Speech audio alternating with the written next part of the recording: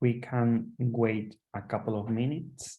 I see that there are more people joining.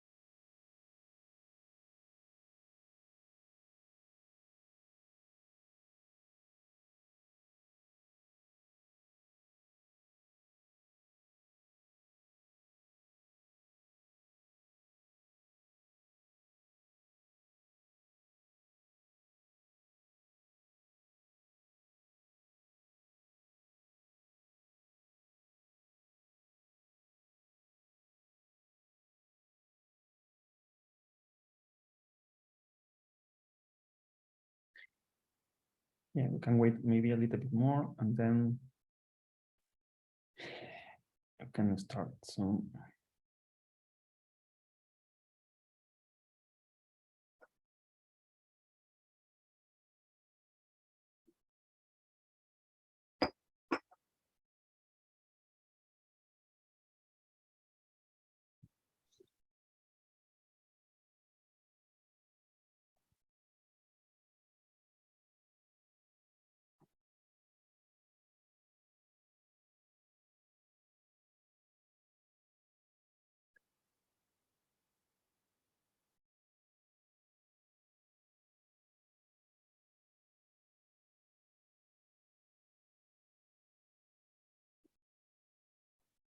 Yeah.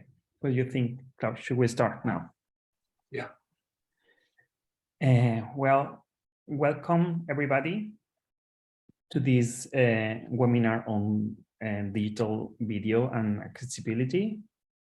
My name is Alberto Highlander. If you want to pronounce it in English, otherwise it's Hylander in Swedish. And I am the new project coordinator for IAP Nordic. I'm really happy to see that there's some of you joining us today in this webinar. As you know, well, we have been doing this series of webinars before summer, and they have been very successful, really interesting. And then you can see our previous webinars on our website, iapnordic.org. And I would like to flag our next webinar in November, the 27th of November, which is going to be hosted by Anna Stolberg from Handelsbanken, and it's about how to deal with accessibility in large organizations. So very interesting webinar, so please stay tuned. You can find us on Twitter, LinkedIn, or even on our website. Today's webinar is about digital video and accessibility, as I said before, and how accessibility affects moving images. The webinar is going to take the form of a panel with 3 panelists, Ole,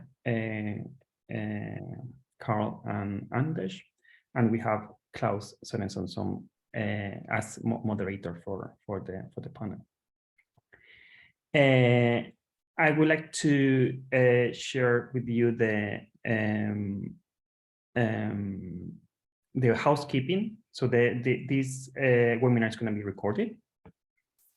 Please use the QA function to ask your questions, or you can raise your hand in case you don't want to write, but you want to pose a question verbally. And basically that's it. Thank you so much for being here. And Klaus, I will give you the word. Yeah, my name is Klaus Sørensen, and I will be the moderator of this webinar.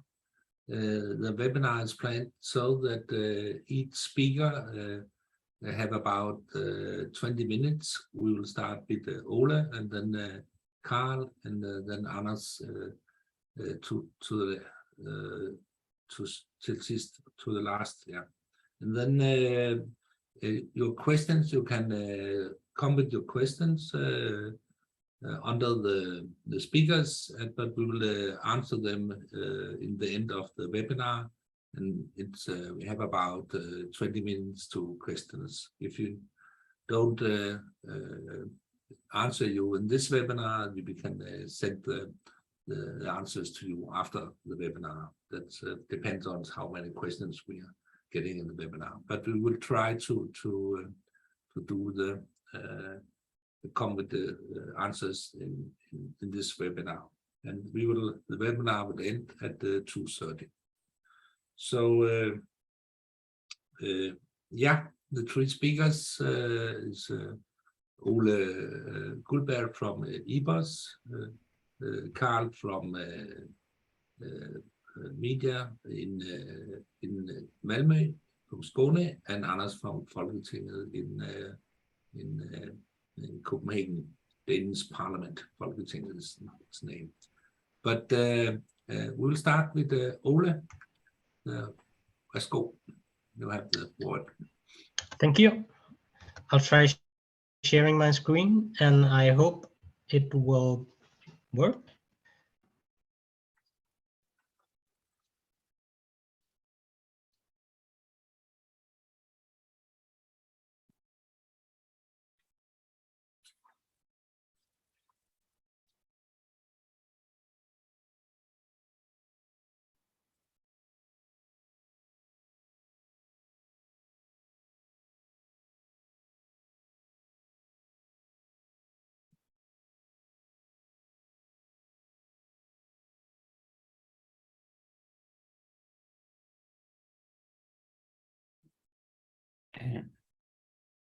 Ole, I think we have some problems with your microphone.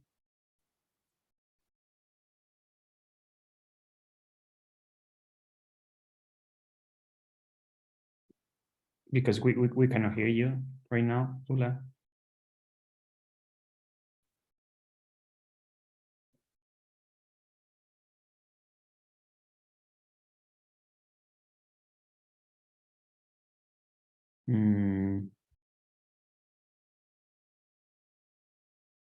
Yeah, I think we have some technical problems here.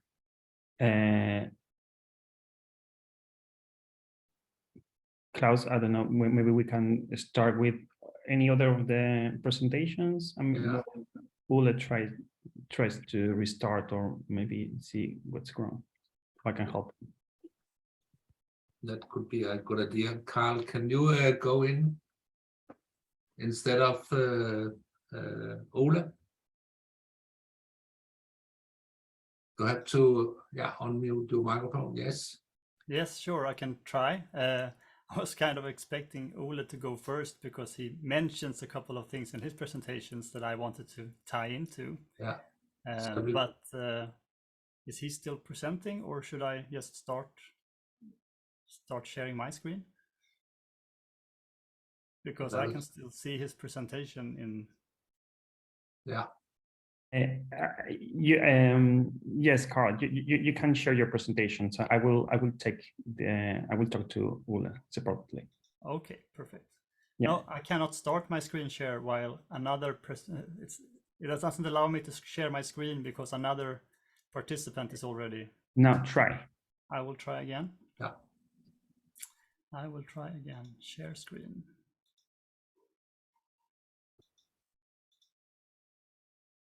Well, then hopefully you can see my screen. Yeah, that's okay. And you can hear me as well. The audio is working. Yes. Perfect. Okay. Well, hello. My name is Carl, and I'm the lead software developer at a Swedish company called Wallen Media. And today I will tell you a bit about our. Sorry, my screen went dark. Well, about our service Equal Play, which is both a video player, or rather a player plugin with an emphasis on accessibility functions, and an online tool for content creation an asset management, so you can prepare content for the player, if you will. I will of course show you both these things later, but first I need to go back in time a little bit and give you a brief background story on why we developed Equal Play. What challenges did we aim to solve? Now, since we didn't hear Olle's presentation first, and I know that he will speak a bit about different accessibility levels and like AA and AAA rating. I won't go into that too much, but we at Wallen Media, we have been producing live streaming and video content for over 20 years. And back then, live online video was just, like a blurry postage stamp sized novelty, basically, hardly watchable and hardly anything but accessible. But a long time client of ours for many years have been in the public sector, is the city of Malmö.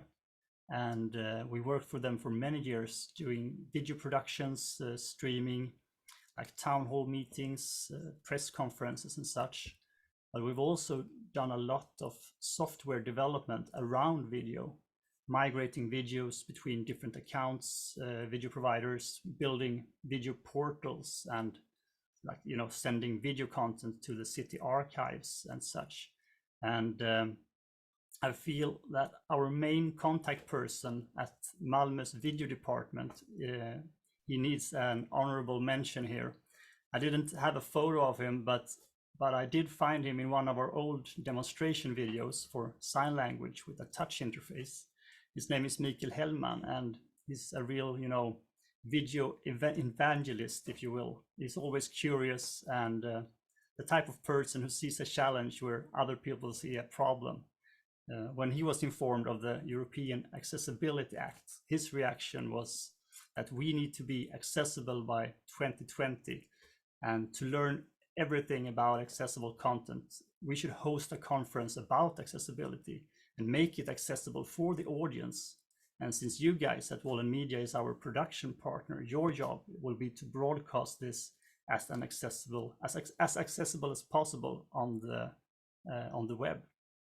And our obvious first step for us, with our broadcast background, was to bring in a couple of captioners from our national television, and so we could provide live captions.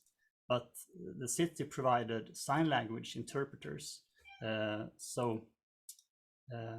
which could double as voicing interpreters, since some of the presenters on stage were signing their presentations. But there were also attendees at the conference with sight impairments. So there were a third interpreter doing visual descriptions to them, so they could be presented on what was happening on stage.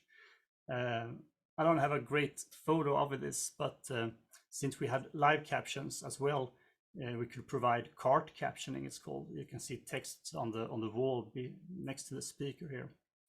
But the way that we solved it at the time was to create two separate streams. One regular stream, if you will, with full screen video and the normal audio feed and closed captions. But the second stream was more of an accessible stream with the sign language interpreter burnt in. And we took the visual descriptions and mixed that with the regular audio, so to create a descriptive audio stream as well. And this was a new ground for us, and we learned a lot to prepare for that conference.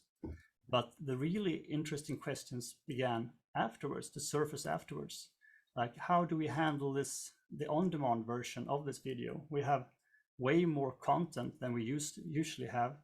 I mean, an extra text track is of course widely supported in all the video players, but how do we handle sign language videos now that we have separate video streams or descriptive audio with multiple audio tracks?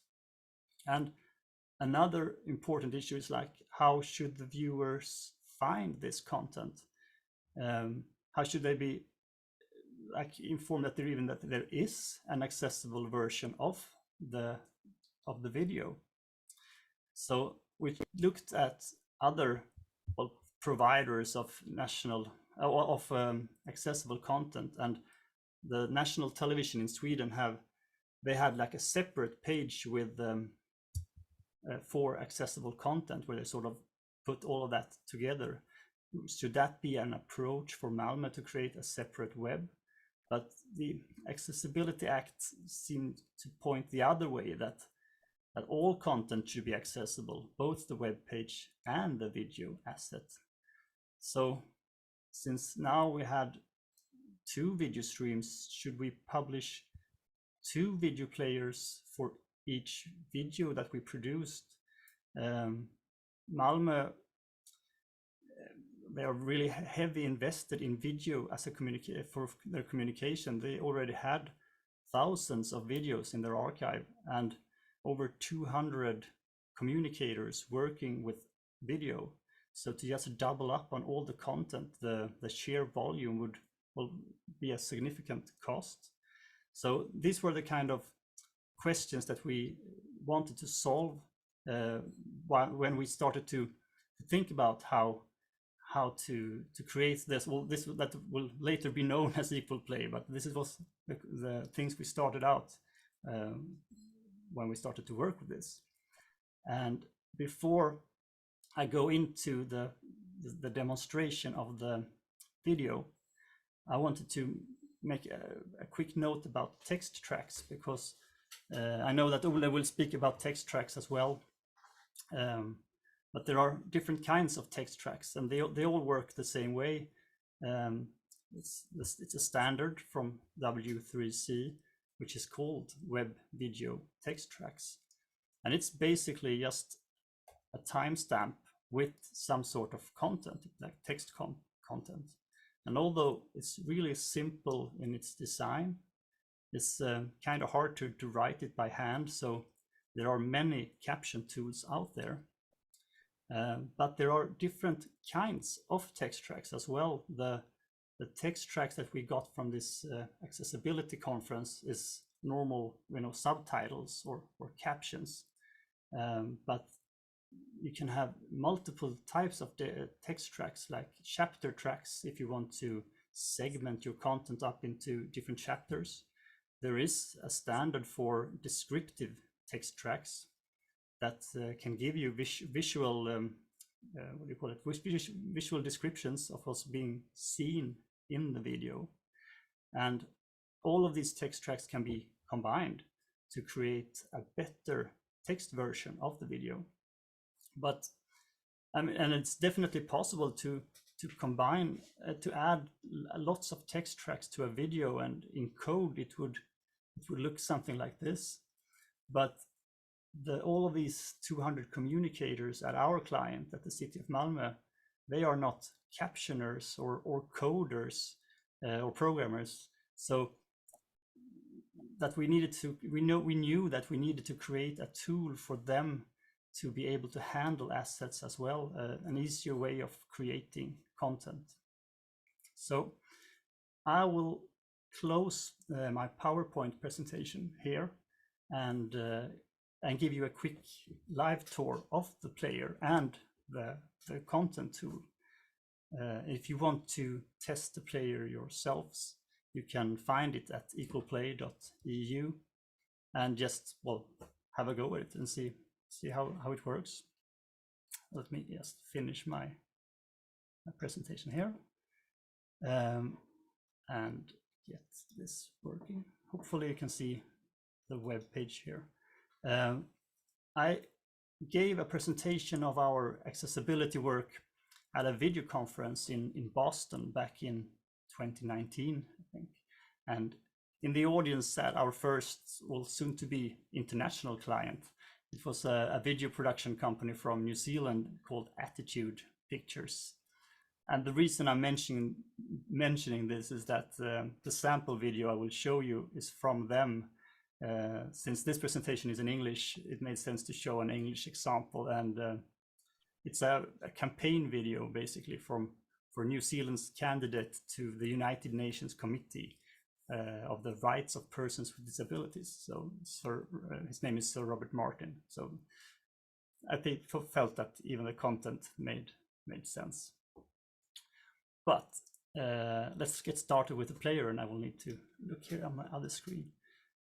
To solve the question, the first question, or about how should the users should find the content, we skipped the idea of having multiple players, and we wanted to combine everything into one player.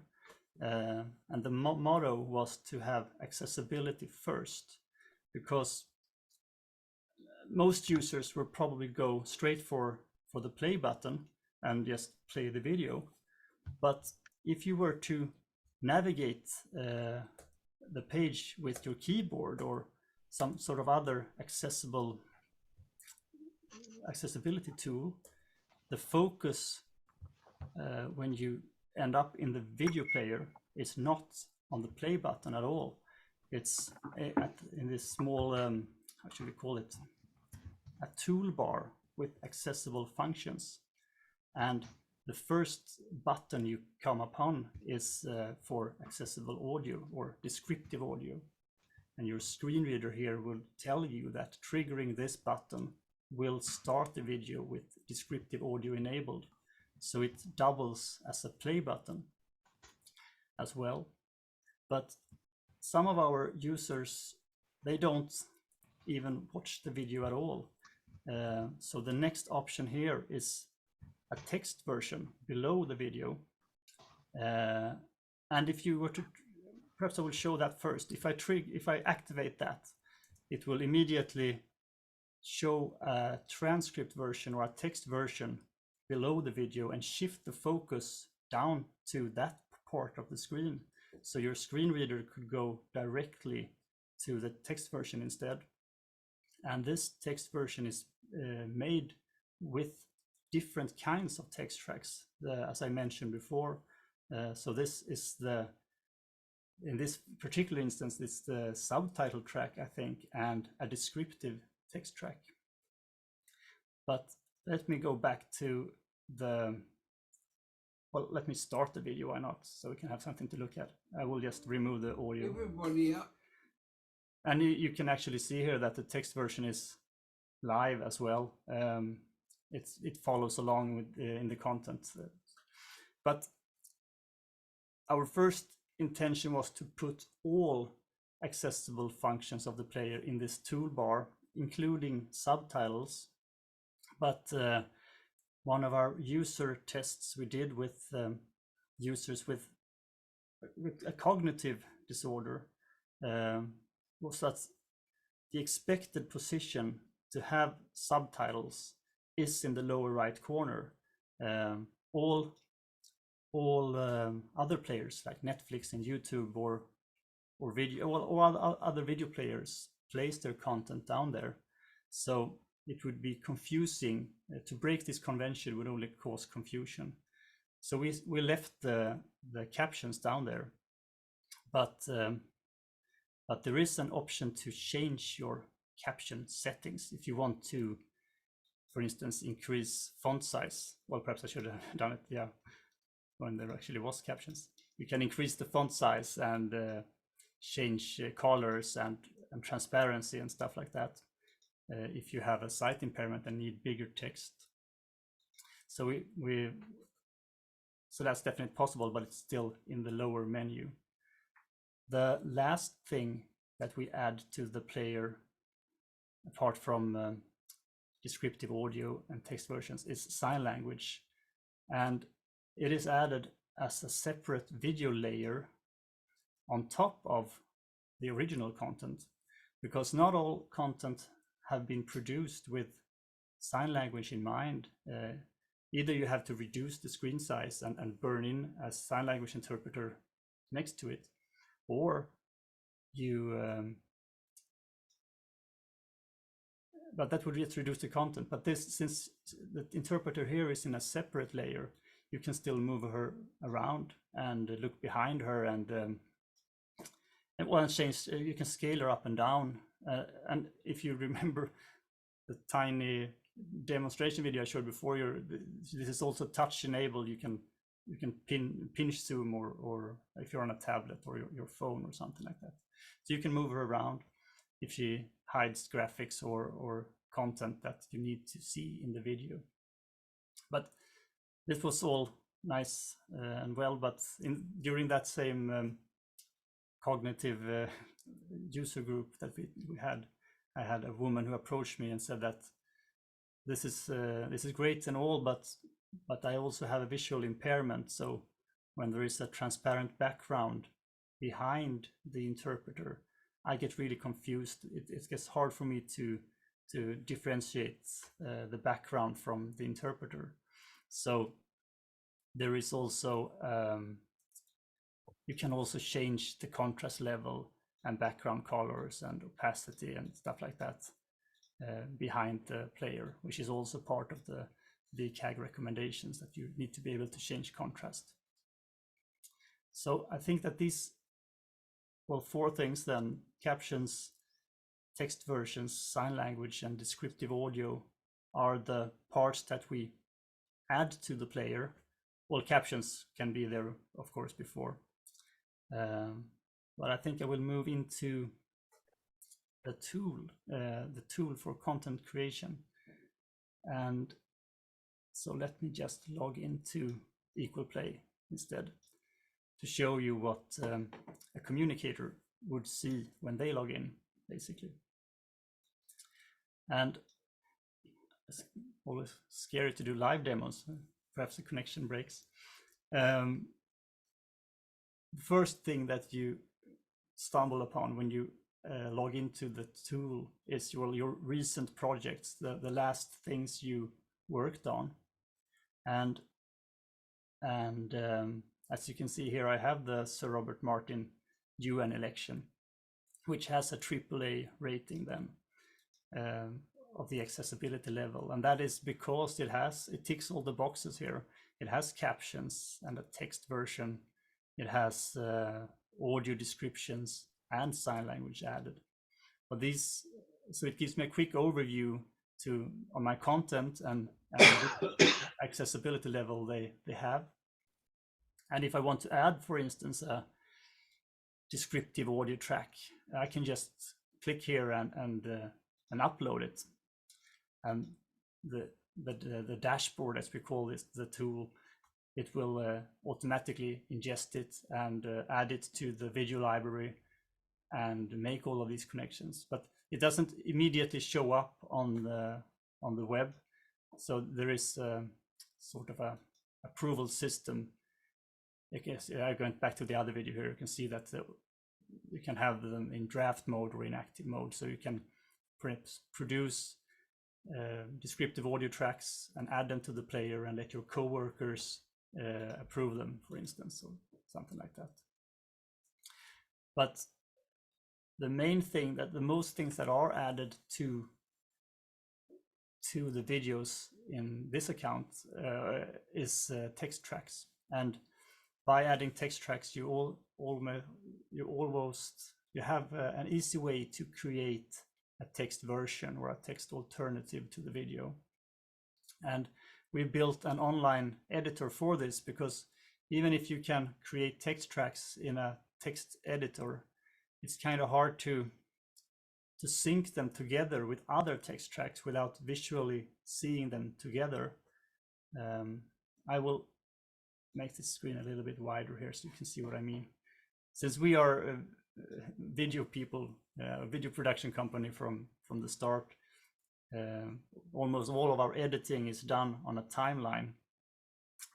So it made sense for us to do the captions as a timeline as well, playing the video and seeing the different text tracks at the same time. So here we can see the finished transcript, but also the text tracks that it's composed of.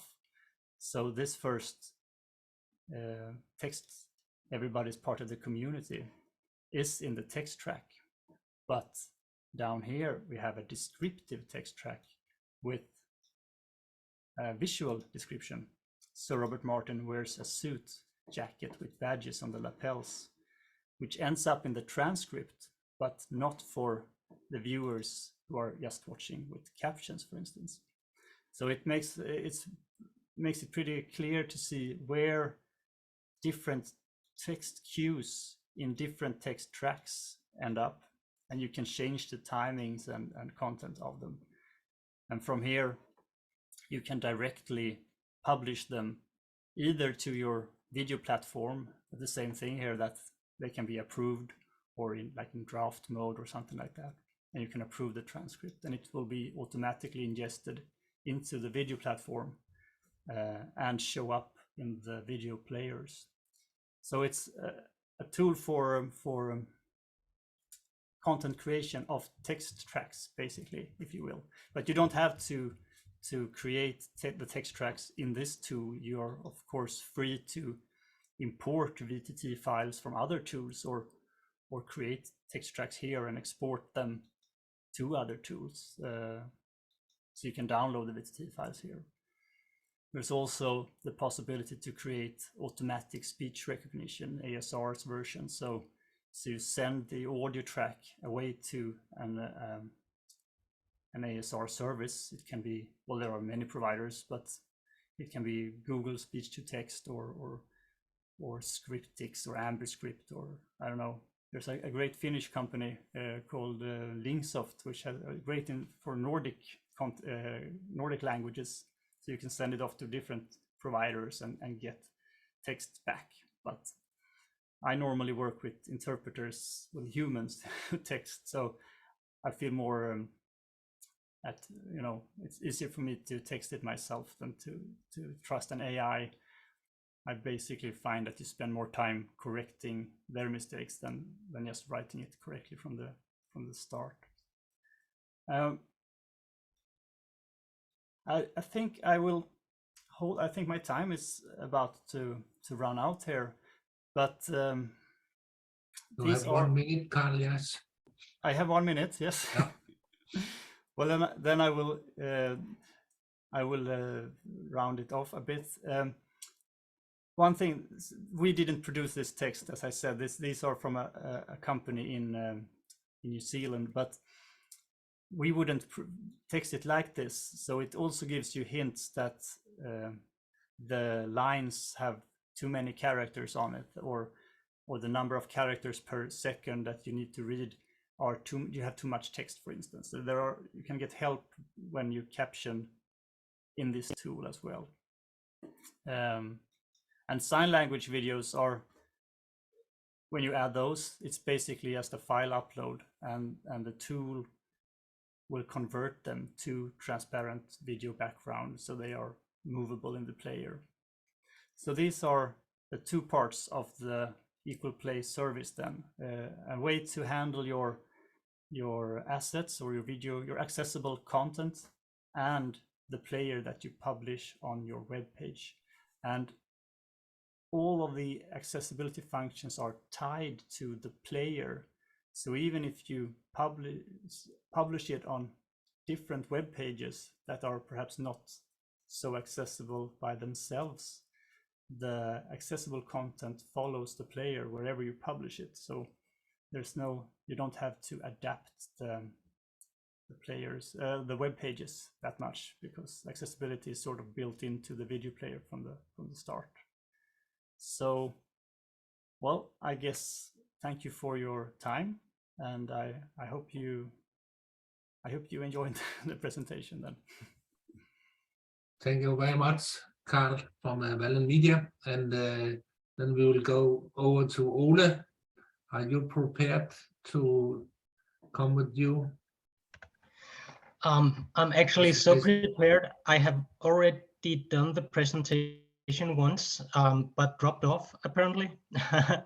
So I'll try to share my screen. And I hope you're seeing my screen, and I'm hoping you're seeing my presentation. Yes, it's much. Oh, thank you. Thank you, Klaus. Yeah. Yeah.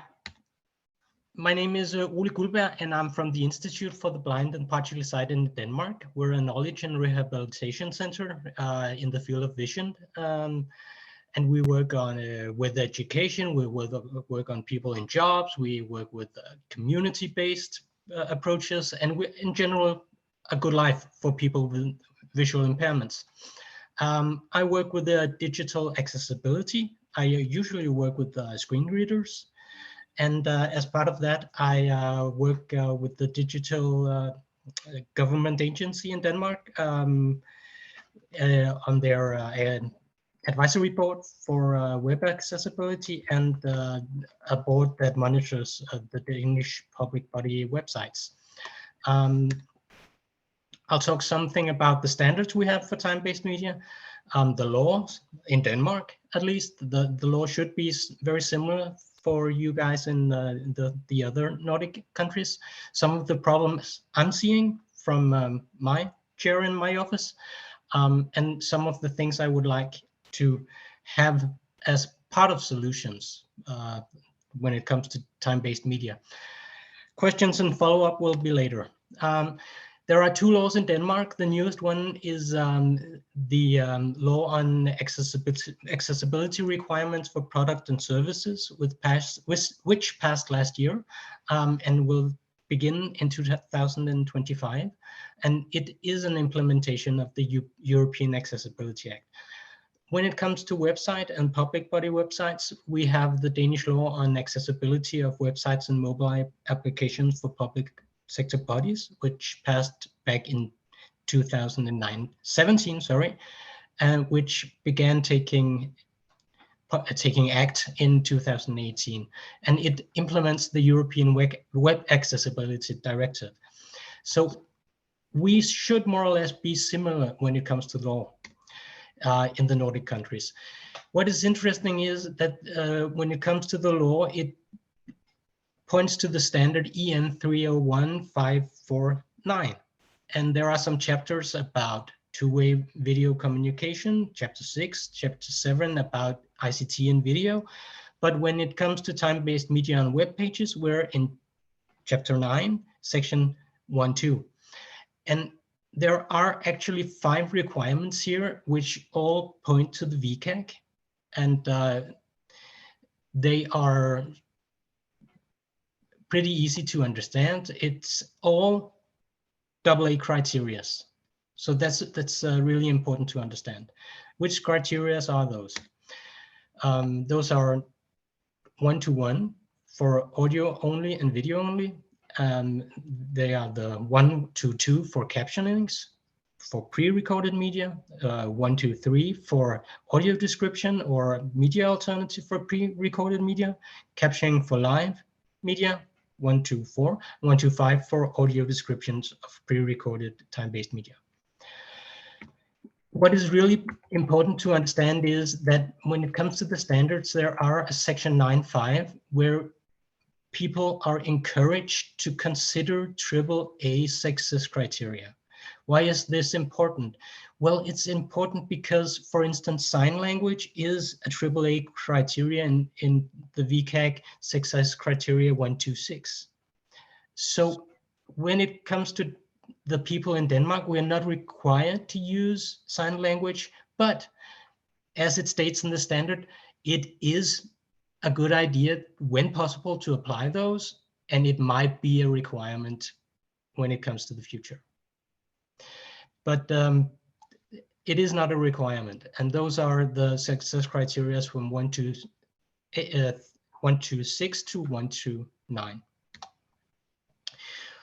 When it comes to the success criteria, we have audio and video only. That means we would be required to have alternative time-based media for audio only. When it comes to video only, it could be an alternative time-based media, or, for instance, also an audio track. Captions are required and must be provided for pre-recorded time-based media. When it comes to audio descriptions, we have to have those, but it could also be an alternative. But There are actually an exception here, but it is only in the case that the time-based media is already an alternative for a text and is clearly labeled as such. Caption is required for live content also. Audio description must be provided for pre-recorded content. So these are actually not that hard to understand. We have to have captionings, we have to have audio description, or transcripts. Transcripts are a great thing, but they're not always a requirement. I would really recommend reading the note that W3C has on transcripts, because they are not always a requirement, but is a great boost for productivity and understanding. Also, it makes content searchable, which audio is not always, quite often not. Transcripts is required for pre-recorded audio. Could be a required for video only, but you could also have audio description. It is not a requirement for pre-recorded video with audio content, and either if it's pre-recorded or live.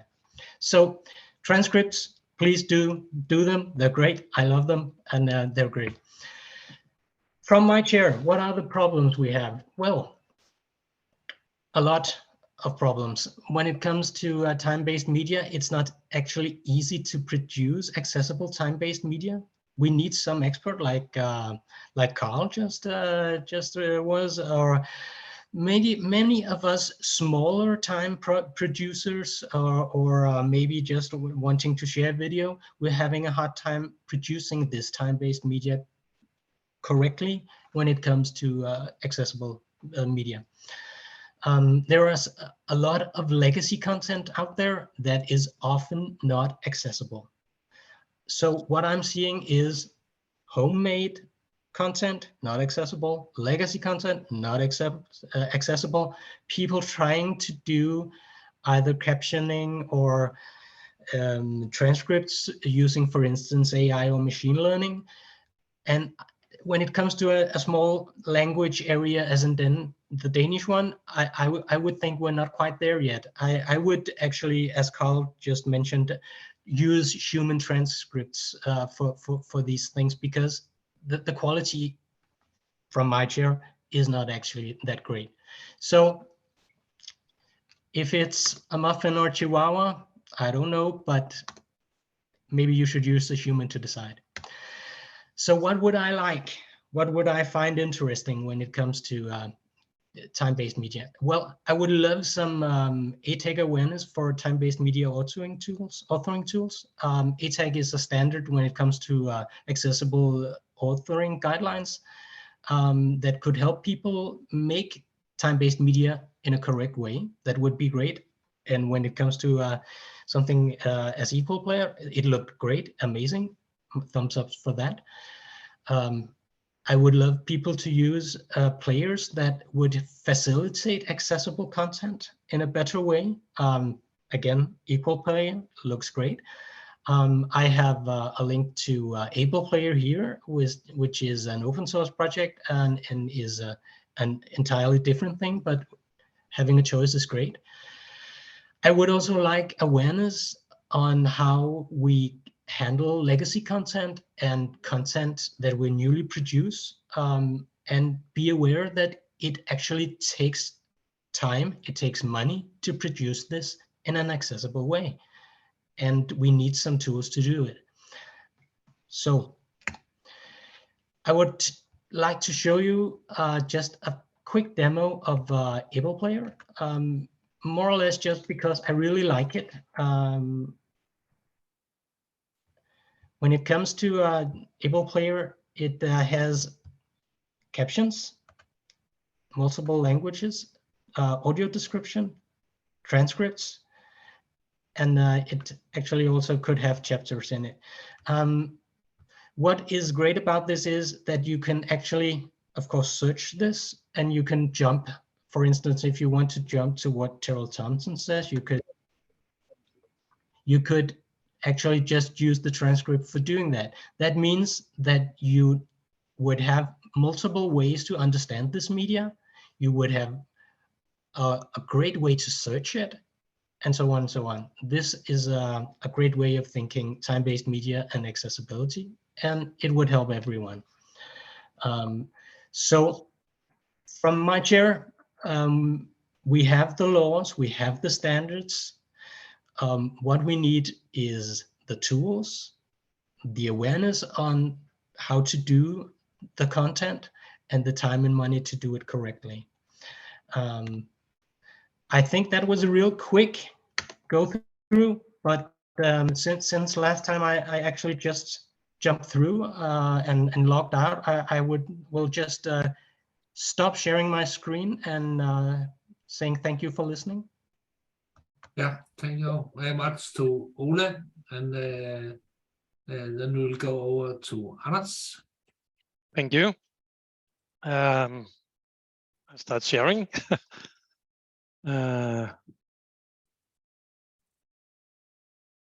You should be able to see my presentation now. Yes, very fine. Just a second.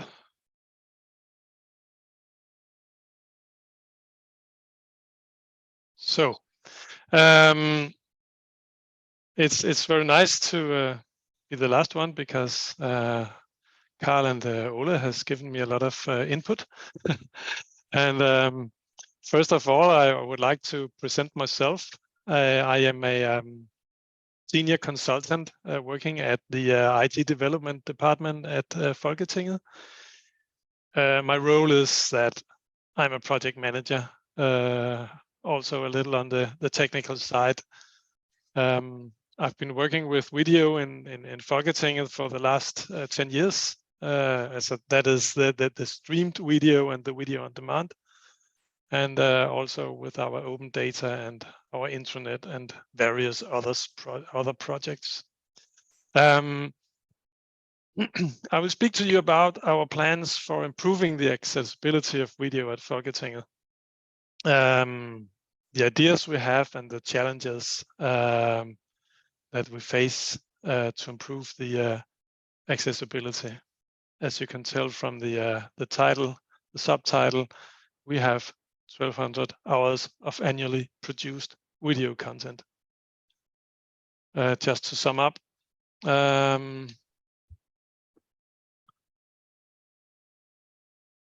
2021, we produced 700 hours of video from meetings in the plenary hall. The good news about those are that we actually have a full transcript of the meetings within 3 days, because according to Danish law, there should be minutes from the meetings reflecting the dialogue at the meeting. So we have 20 people working with the minutes. They do it by respeaking what is actually said in the hall to a speech recognition machine that translates their speech into text, and then they adjust it on the keyboard. They are trained people who are very trained to speak to our speech and to text machines, so it works quite well. But then we have approximately 500 hours of video produced from committee meetings, which include hearings, expert meetings, and things like that. And concerning the accessibility of those meetings, there's a huge challenge, because we have no text alternative. There are no legislation or rules applied that says something about that there should be a text alternative. The meetings themselves are considered as documentation. All our meetings, all 1,200 hours, are broadcasted live on the web, and is shortly after available on demand on our homepage and on our TV app. The TV station, we are also running a TV station. They only broadcast the meetings at the plenary hall live, and the others are showed afterwards as a recorded meeting. That's our channels. So basically, Folketinget is also a TV station. So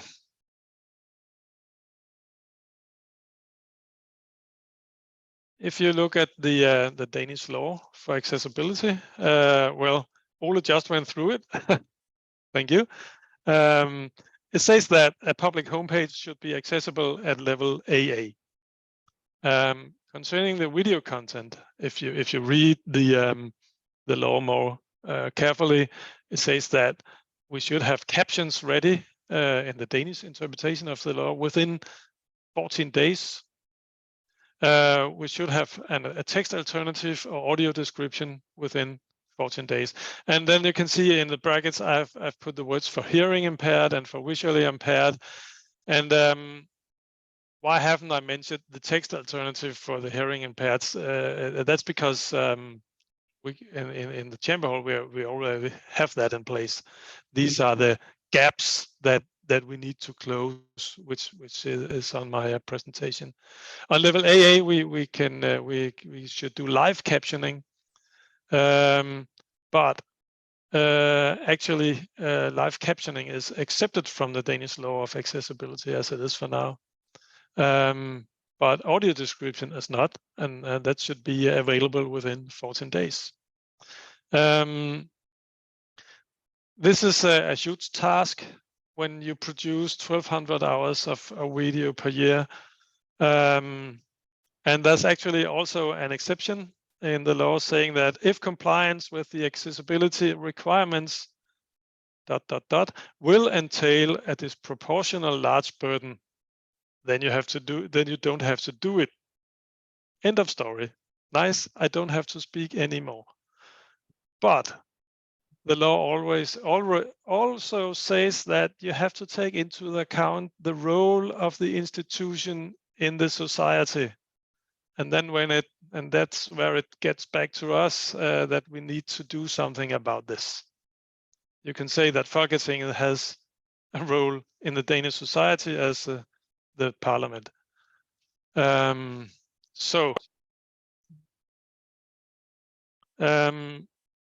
We're about to run a project for improving the accessibility, and for that project, we have made ourselves a small table to see what can we do. Just a second, I need to remove some things from my screen so I can see the table. You can see if you look at the accessibility level A, captions would be a thing that we need to do within 14 days. Well, we have the idea that in the chamber or the plenary hall, it's the same thing. We can use the transcriptions and format them as captions. We already have done some testing with that, and it works. Actually, we're using some AI technology that listens to the word being said on the video and then find the text in the transcript. Transcript is not like 100% of what were being said in the chamber, but the AI is actually able to fit it into the soundtrack. But what to do with the committees? Well, we can do a full transcription for the committees as well, but then we would have to hire at least 12 more minute keepers to do the transcription. Another plan should be that we could do some live caption. We have, we have been cooperating a little with the hearing association in Denmark, and also with the National Association for the Deaf, and especially the Hearing Association recommend that we do live captioning, and they also always, when we have hold meetings with them online, they have a live a text person to do text so they can understand what we're saying, and that what we would perhaps try to do in the committees as well. If we come to the visually impaired, in the chamber, we still have the transcription, which is full transcription of the word being spoken. Maybe we can use that. Maybe that's good enough for an audio description. We have to examine a little more on that.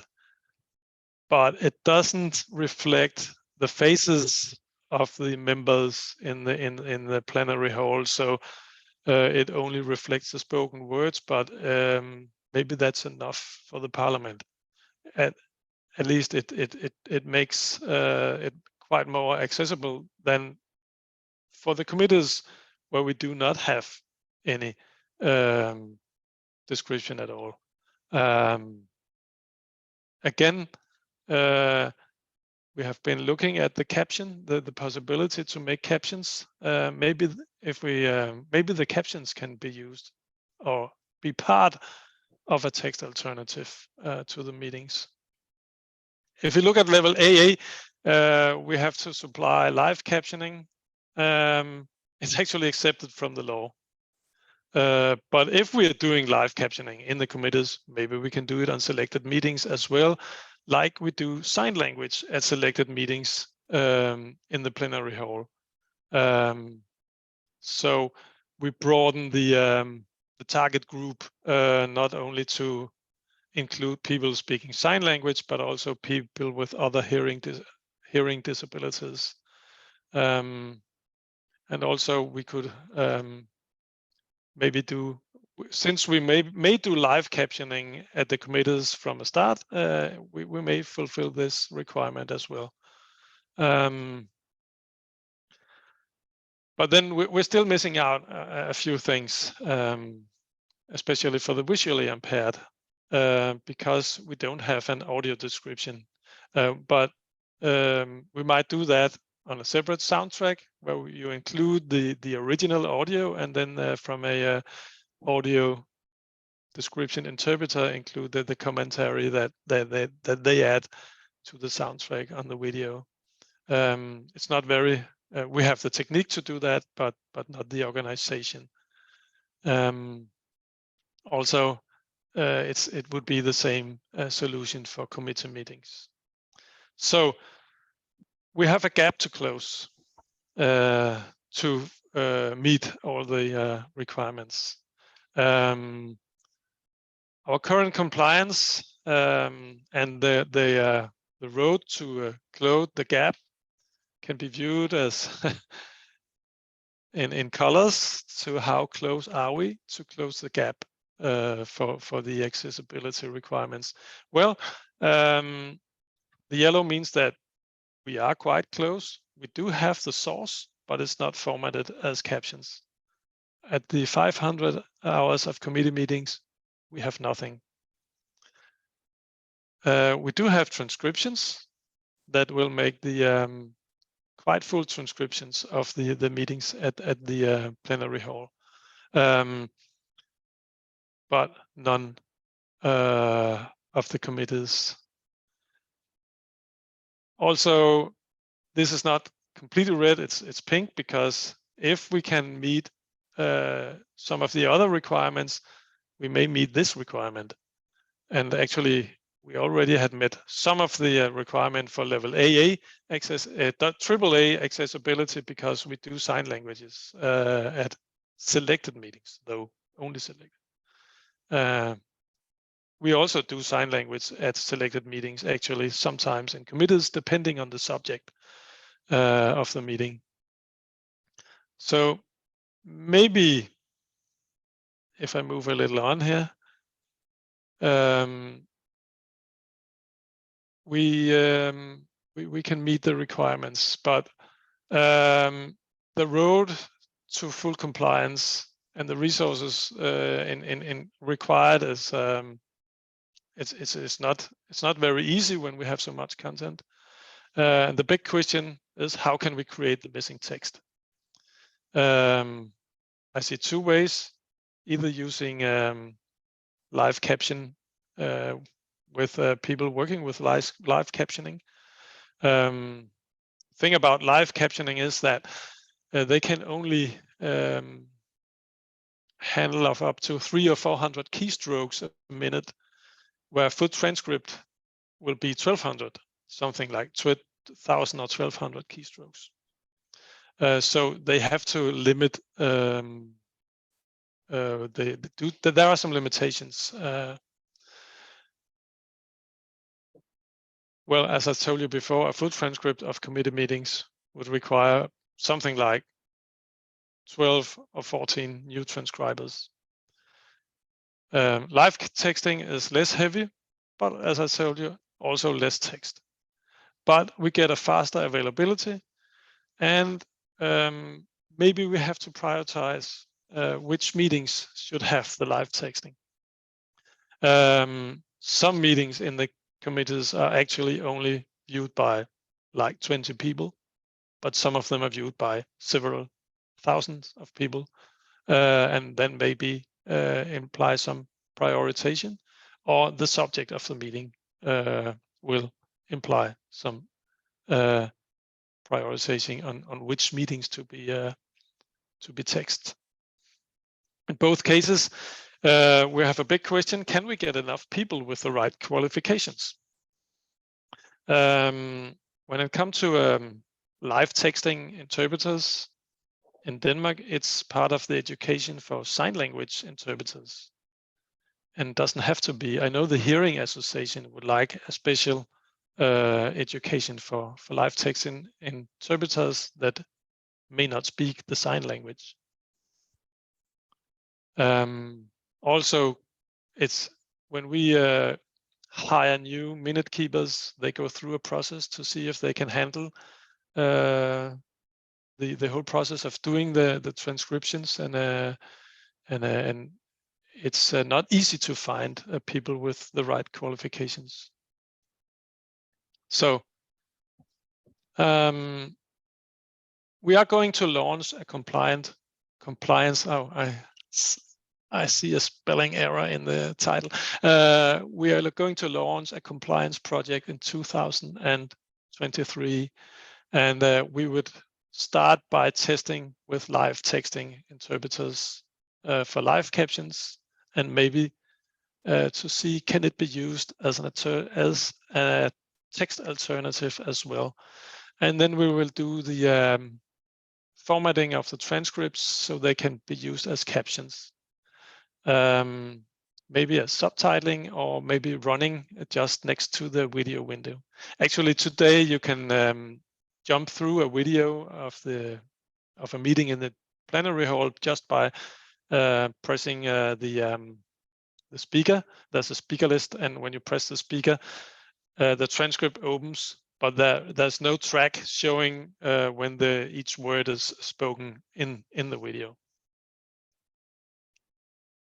So if this project succeeds, you can see that we maybe can turn a lot of the dots green. Some of them are still not green, and we have to deal with that too. We have to talk to people like Ole that you just heard before to see what would be acceptable by the group of people with visual impairments.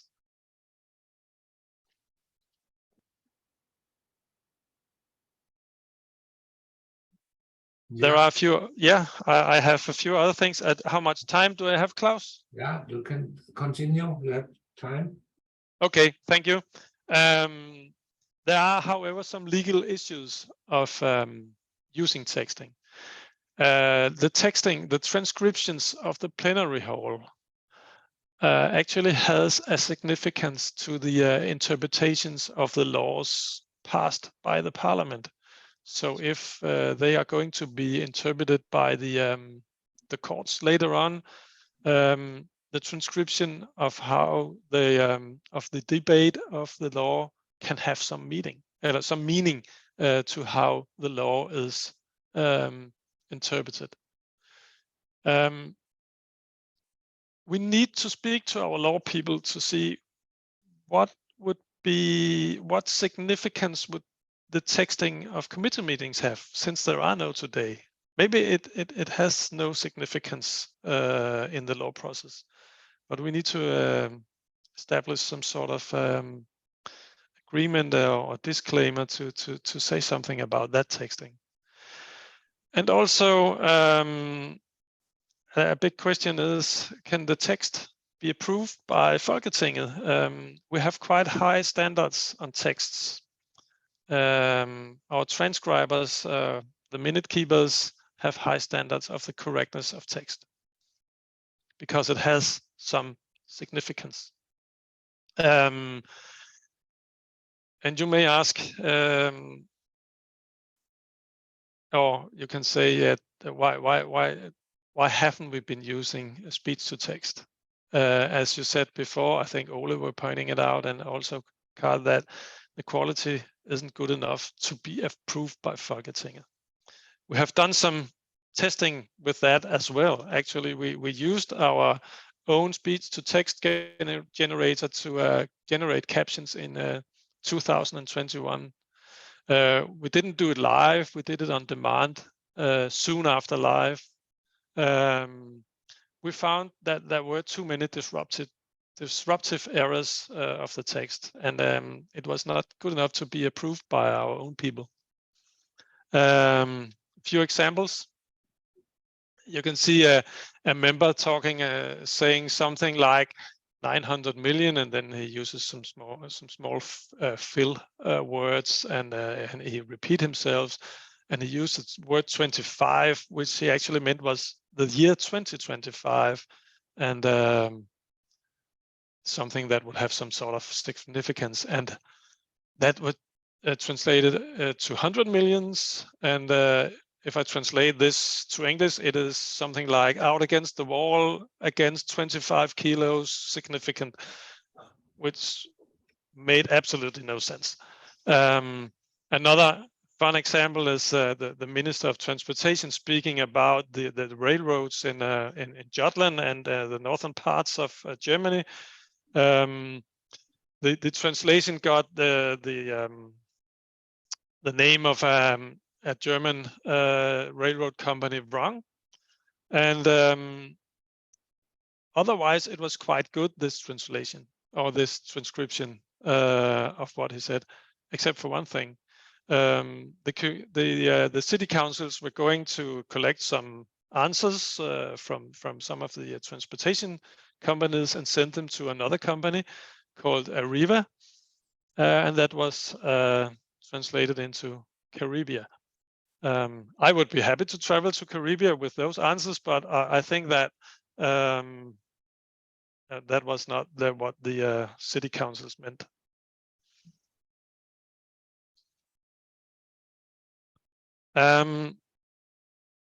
But what others can be done? Well, I have an idea which is so far is a bit personal, but we could also think of making an open solution for texting, meaning that maybe Folketinget don't have to approve the text if we let others do it.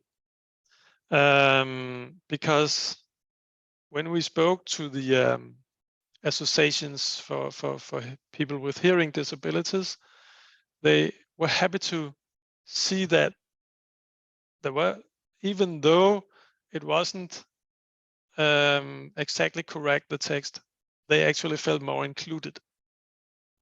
And maybe speech to text solutions are getting better and better.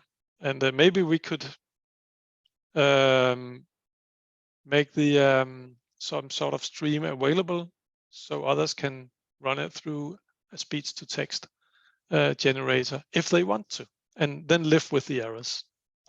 We maybe even we could share our dictionary that we use for the transcribers, our own minute keepers.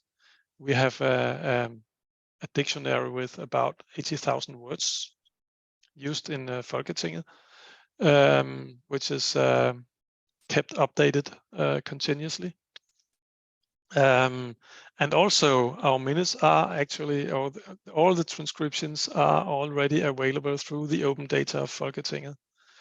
You can see a few links here.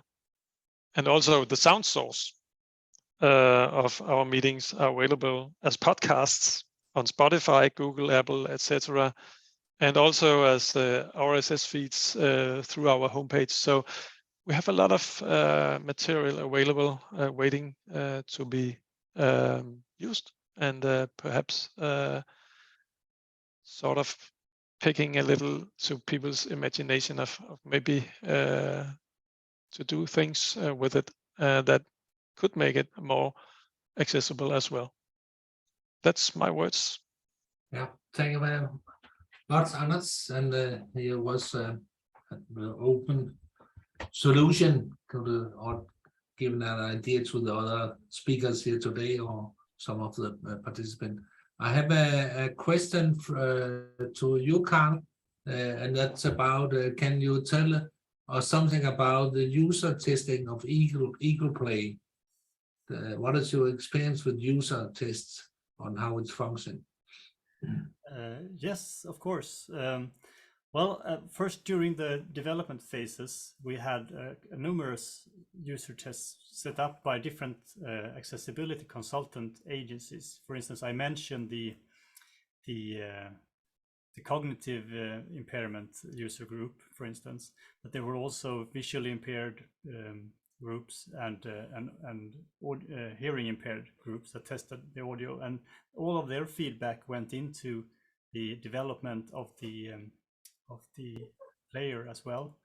And later on, after we got the city of Malmö as a client and then the region of Skåne, we got a more perhaps prestigious client in the UK National Health Services, and they could not purchase something that wasn't deeply tested. So they went out to all of their users in the UK with different focus groups for different impairments, and they got to send all of their feedback back to the process, and they even sent the entire player back to the World Wide Web Consortium, the guys who write the VCAG specifications, and they could give their they gave their input as well.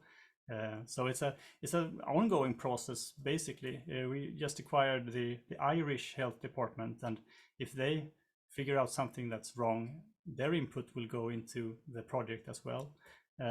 So it's an ever-growing, what do you call it? It's not a stale software. It's constantly evolving, I would say, with inputs from different parties.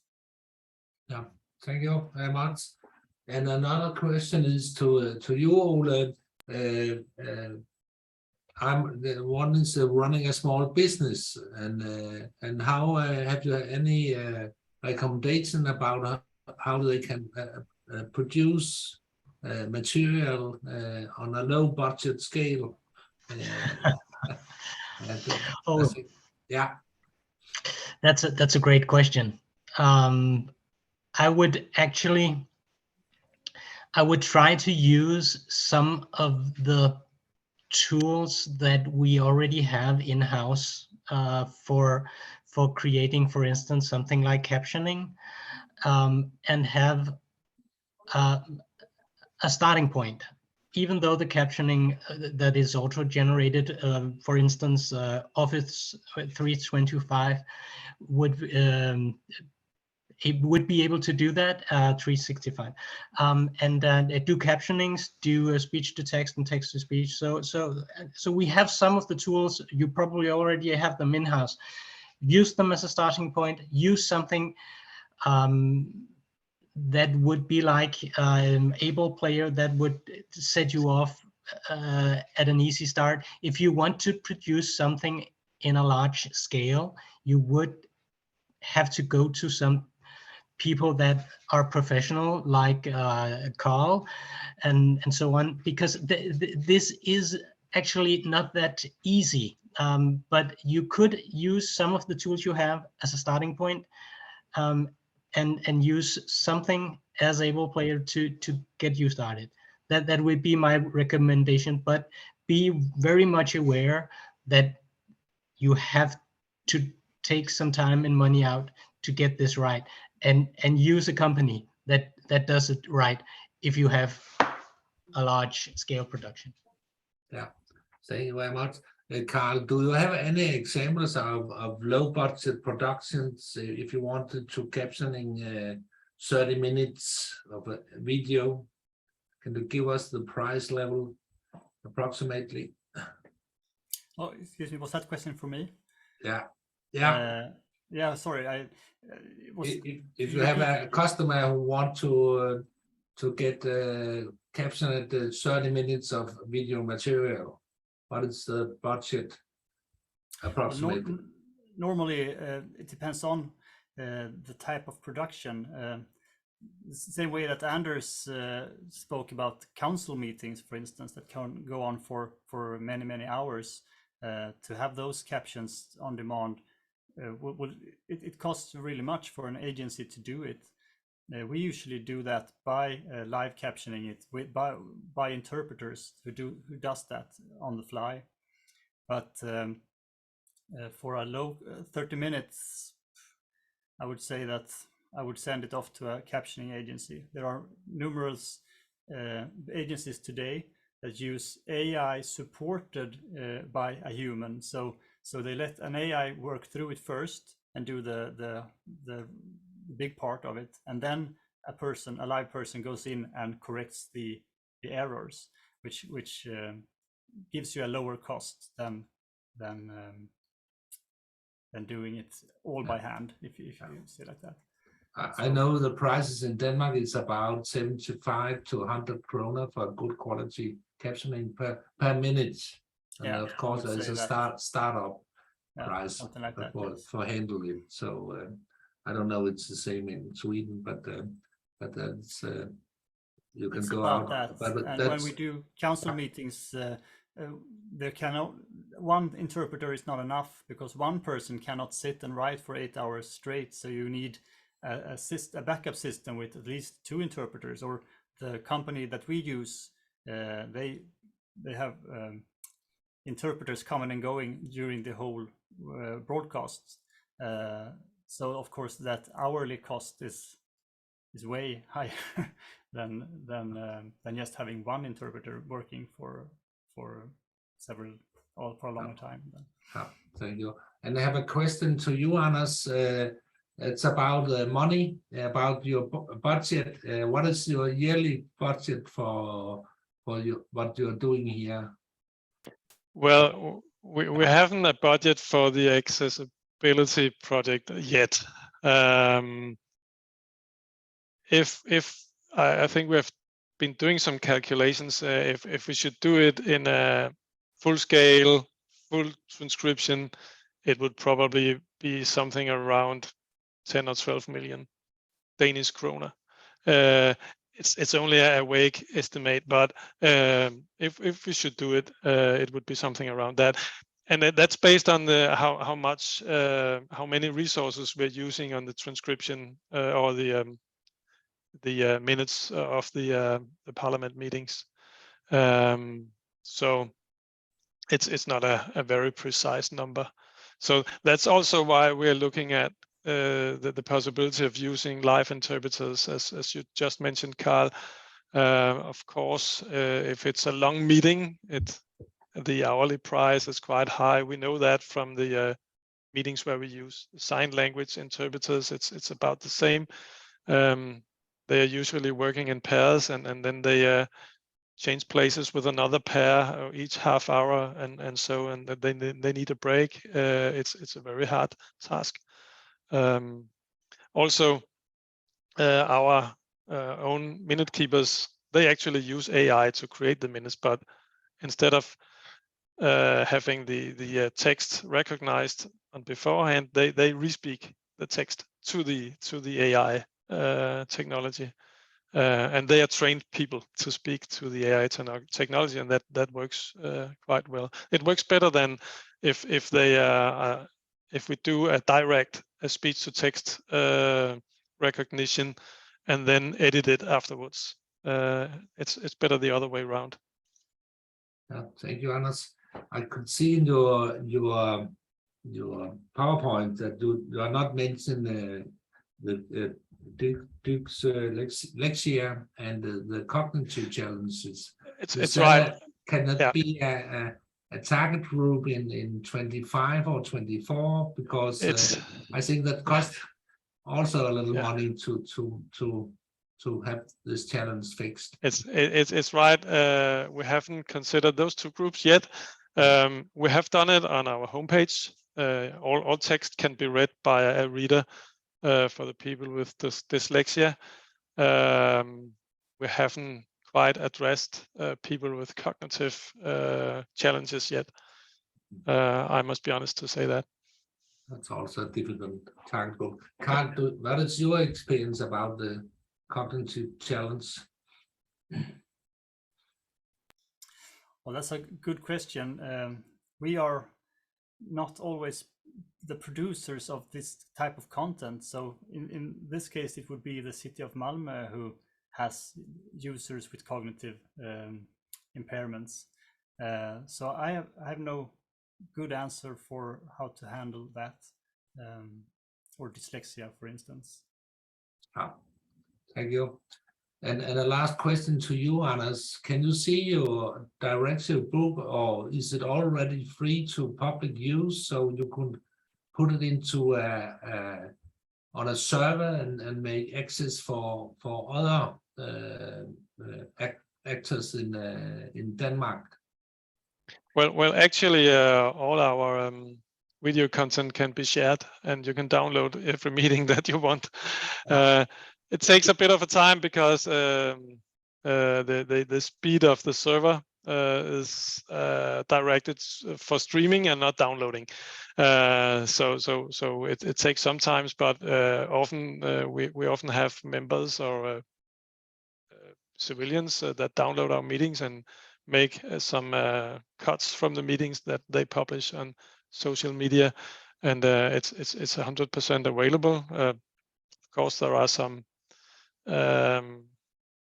rules of what you can do with the content, but you are able to use it, and we have a lot of how can you tell? I don't know the word in English. Linguists, I think maybe it's researching the language.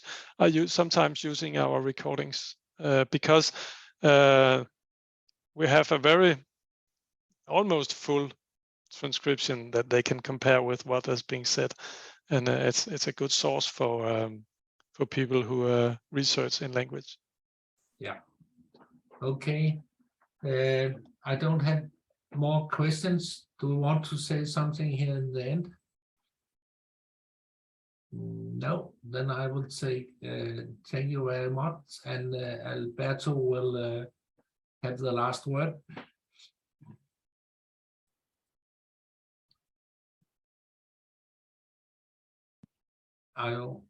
Alberto, yeah, I have to unmute.